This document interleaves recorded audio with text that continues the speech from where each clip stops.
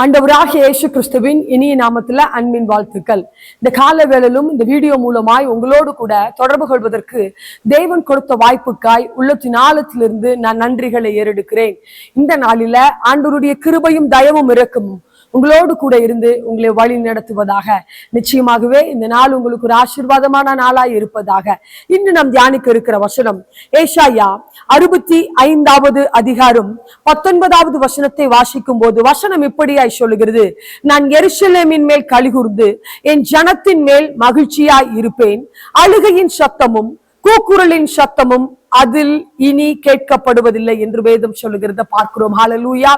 ஆண்டவர் உங்கள் மேல் மகிழ்ந்து களி கூறுகிறவராய் இருக்கிறார். அது மாத்திரமல்ல, என்ன காரியத்தில் ஆசீர்வாதம் இல்லாமல் ஒரு கவலையோடு கூட, ஒரு துக்கத்தோடு கூட, ஒரு பாரத்தோடு கூட எதிர்பார்த்து காத்து கொண்டிருந்தீர்களோ, ஆண்டவர் சொல்லுகிறார், உங்க வாழ்க்கையில இனி அழுகையின் சத்தம் கேட்கப்படுவதில்லை. அது மாத்திரமல்ல, கூக்குரல், வேதனை உங்க வாழ்க்கையில இனி கேட்கப்படுவதில்லை என்று சொல்லி ஆண்டவர் வாக்கு கொடுக்கிறவராய் இருக்கிறார். ஹல்லேலூயா. ஆண்டவருடைய சமூகத்துல, ஆண்டவரே எனக்கான அற்புதங்களை செய்யுங்க, எனக்கான ஆசீர்வாதங்களை செய்யுங்கன்னு தேவனுடைய சமூகத்துல காத்திருக்கிறீர்களா? தேவன் சொல்லுகிறார், உங்களுக்கான நன்மைகள் உண்டாக போகிறது, உங்களுக்கு மகிழ்ச்சி உண்டாக போகிறது. தேவன் உங்கள் பேரில் களி கூறுகிறவராய் இருக்கிறார். அழுகை உங்களை விட்டு ஓடி போக போகிறது.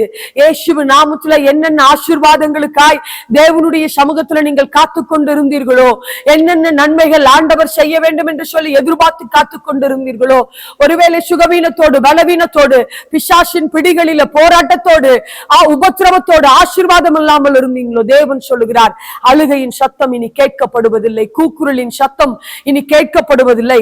அழுகையின் சத்தமும் கூக்குரலின் சத்தமும் உங்க வாழ்க்கையிலிருந்து, உங்க குடும்பத்திலிருந்து இனி அது கேட்கப்படுவதில்லை. ஏன் என்று சொன்னால், ஆண்டவர் களி கூறுகிறவராய் இருக்கிறார். ஆண்டவர் உங்கள் மேல மகிழ்ச்சியாய் இருந்து உங்களை ஆசீர்வதிக்க சித்தம் வைத்திருக்கிறார். எனவே சோர்ந்து போகாதிருங்கள்.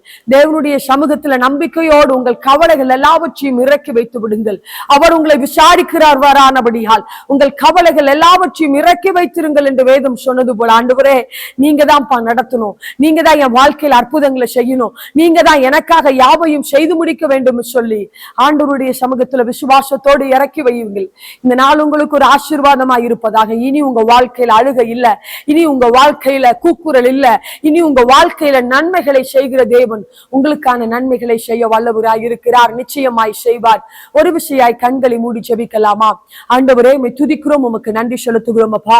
இயேசுவின் நாமத்தில் இந்த நாளில் நீர் எங்களோடு கூட பேசினபடியால் உம்மை துதிக்கிறோம். ஆண்டவரே, யார் யார் வேதனையோடு, பாடுகளோடு, கஷ்டத்தோடு, கவலையோடு, சோர்வோடு கூட ஆண்டவருடைய சமூகத்துல எதிர்பார்த்து காத்திருக்கிறார்களோ, இயேசுவின் நாமத்தில் அவர்களுக்கான ஒரு நன்மையை நீங்க செய்கிறபடியால் உம்மை துதிக்கிறோம்.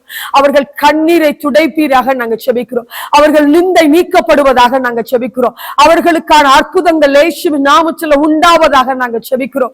அவருடைய வாழ்க்கையில இப்படிப்பட்ட ஆசீர்வாத குறைவுகள் இல்லாதபடிக்கு எல்லாவற்றையும் நீக்கி போடுவீராக நாங்க ஜெபிக்கிறோம். அவர்கள் மன விருப்பத்தை நிறைவேற்றுங்க. நீங்க அவங்களோடு கூட இருக்கிறீர் என்பதை ஆண்டவரே உலக ஜனங்கள் அறிந்து கொள்ளும்படியாய் அவர்களை நன்மையால, ஆசீர்வாதத்தால, கனத்தால, பலத்தால, சுகத்தால உயர்த்தி கனப்படுத்துவீராக. நீங்க அப்படி செய்கிறபடியால் உள்ளத்தின் ஆழத்திலிருந்து துதிக்கிறோம், நன்றி செலுத்துகிறோம் அப்பா. இயேசுவின் நாமத்தில் அவர்கள் கண்ணீர் யாவும் துடைக்கப்படுவதாக நாங்கள் ஜெபிக்கிறோம். அப்படியே செய்யுங்க. உடைய கிருபையுள்ள கரத்துக்குள்ள நாங்கள் ஒப்பு கொடுத்து ஜெபிக்கிறோம் எங்கள் நல்ல பிதாவே. ஆமென். ஹல்லேலூயா. நிச்சயமாகவே இந்த நாள் உங்களுக்கு ஒரு ஆசீர்வாதமாக இருப்பதாக. ஆமென்.